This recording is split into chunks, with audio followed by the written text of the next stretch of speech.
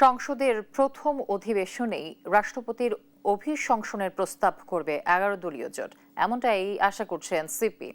বৃহস্পতিবার সন্ধ্যায় রাজধানীর বাংলা মোটরে দলের অস্থায়ী কেন্দ্রীয় কার্যালয়ে প্রতিষ্ঠা বার্ষিকী উপলক্ষে সংবাদ সম্মেলনে এমনটাই জানিয়েছেন এনসিপির জ্যেষ্ঠ যুগ্ম আহ্বায়ক আরিফুল ইসলাম আদিব। প্রথম প্রতিষ্ঠা বার্ষিকীতে ২৮ ফেব্রুয়ারি বিকেলে ধানমন্ডির আবাহনী ক্লাব মাঠে জুলাই যোদ্ধাদের নিয়ে ইফতার অনুষ্ঠান করবে বলেও জানান এই এনসিপি নেতা।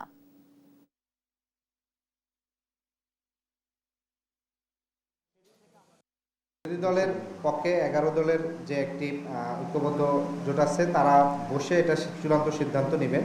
যেহেতু বিরোধী দলের চিফ হুইপ তিনি বলেছেন, আশা করি সেই প্রস্তাবনায় অন্যান্য দলগুলো সম্মত হবেন এবং আমরা আশা করব সংসদের প্রথম অধিবেশনে এই প্রস্তাব উত্থাপিত হবে।